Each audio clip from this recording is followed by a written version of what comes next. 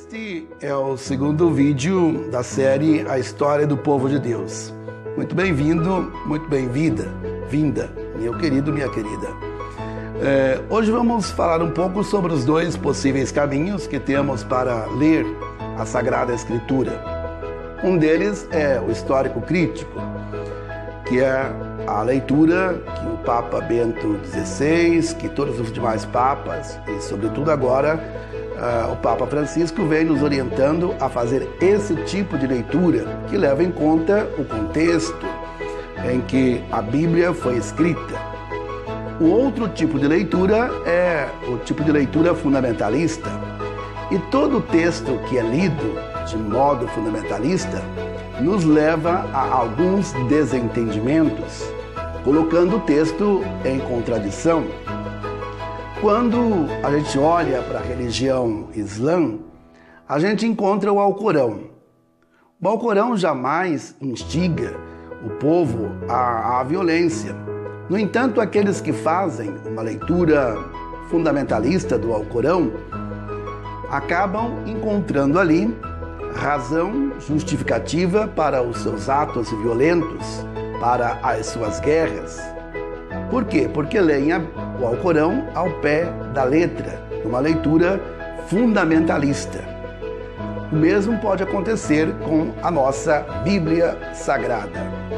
Olha só, convido você a ir comigo para Gênesis, capítulo 4, versículo 17. Lá está posto o seguinte, que Caim se juntou, se casou com uma outra mulher, ou com uma mulher.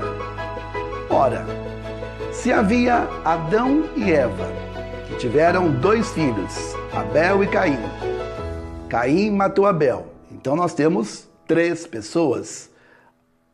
Adão, Eva e agora Caim, uma vez que Abel está morto.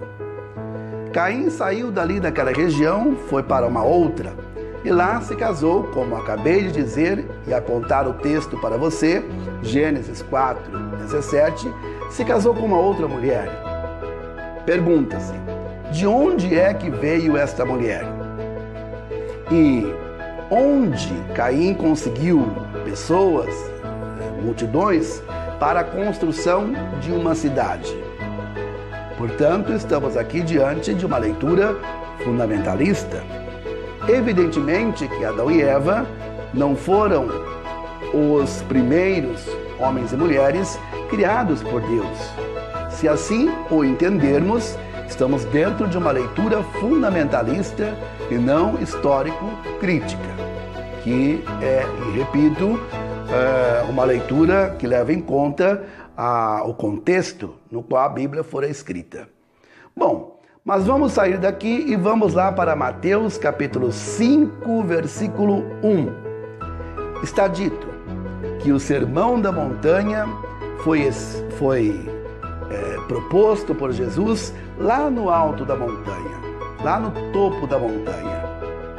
Já em Lucas capítulo 6, versículo 17, o mesmo Sermão da Montanha foi proferido por Jesus na planície da montanha, ou seja, digamos assim, no pé da montanha. Pergunta-se novamente, em que local Jesus proferiu o Sermão da Montanha? Lá no topo da montanha ou no sopé da montanha? Bom, estamos de novo diante de uma leitura fundamentalista. Outro elemento que é fundamental, o horário da crucifixão de Jesus. Em Marcos, capítulo 15, versículo 25, repito, Marcos 15, 25, o texto é claro. Jesus foi crucificado às 9 horas da manhã. Mas se você ler João, capítulo 19, versículo 14, está bem claro lá que era meio-dia e Jesus ainda não havia sido crucificado. A pergunta clara é, a que horas Jesus foi crucificado? Às 9 horas da manhã? Ao meio-dia? À 1 da tarde? Às 3 da tarde? Estamos, mais uma vez, diante de uma leitura fundamentalista. Vamos seguindo. Em Mateus capítulo 20, versículo 30, está dito o seguinte, que Jesus, ao sair da cidade de Jericó, encontrou-se com cegos. Encontrou-se com 2 cegos. Se você vai para Marcos capítulo 10, versículo 46, 47, repito, Marcos capítulo 10, versículos 46 e 47, Jesus se depara com um cego. E a pergunta de novo nos vem. Jesus se encontrou com 2 cegos, como no caso de Mateus 20 e 30, ou com um cego, no caso de Marcos 10, 46 e 47. Mais uma vez, repito, estamos diante ou fazendo uma leitura fundamentalista. Por que estou introduzindo esses temas? Porque ao lermos a Bíblia, nós temos que levar em conta que caminho vamos percorrer, que caminho precisamos ter. Porque a depender do caminho que nós vamos tomar para a leitura da Bíblia, nós vamos distorcê-la, colocá-la em contradição. No caso, estou falando da leitura fundamentalista. E hoje nós estamos vendo essa leitura sendo feita por muitos evangélicos, muitos católicos, muitos fundamentalistas que, ao adentrarem a Bíblia e ao escolherem esse caminho, colocam, como ficou claro aí atrás, colocam a Bíblia em contradição. A Bíblia é contraditória? Claro que não. Mas é a maneira, o caminho escolhido por mim que faz com que eu coloque a Bíblia em, claro, contradição. Se eu fizer uma leitura histórico-crítica, aí não. Esse tipo de leitura deixa a Bíblia para ser interpretada de um modo correto, de um modo justo.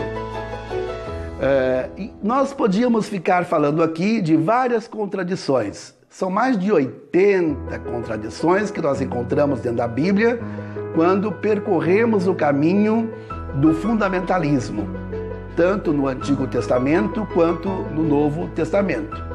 Para encerrar, só alerto sobre uma coisa. Há um texto em Macabeus que diz que Deus mandou matar tanta gente, mas tanta gente, que o sangue desta gente dava para encher um estádio de futebol. Isso está lá no livro de Macabeus. Pergunto a você, você acredita nesse Deus? Mas está escrito isso lá no Antigo Testamento, que Deus foi capaz de mandar matar tanta gente, que o sangue dessa gente dava para encher um estádio de futebol. Essa é uma leitura fundamentalista, que põe Deus como um Deus autoritário, um Deus que não tem amor por ninguém, um Deus que a sua essência é violência, é discórdia, é guerra. E a gente sabe que Deus não é isso. Deus é imensamente amor, puramente amor. Mas o que vai nos levar a esse Deus não é jamais uma leitura fundamentalista. É uma leitura histórico-crítica. Deixo aqui o convite para que vocês possam ler esses textos aqui mencionados em suas respectivas Bíblias, e o convite para que você se inscreva no nosso canal e continue assistindo os nossos vídeos. Daqui a 15 dias voltarei a postar um outro vídeo, e aí já entrando para dentro do próprio texto bíblico e fazendo uma viagem com o povo de Deus desde Ur dos Caldeus até o Egito, depois até o Israel, e nós vamos acompanhar esse povo com suas próprias vivências, suas maneiras de se relacionar com Deus, seu jeito próprio de ter uma cultura, de ter uma história, de ter suas relações políticas. Um abraço e até o próximo vídeo.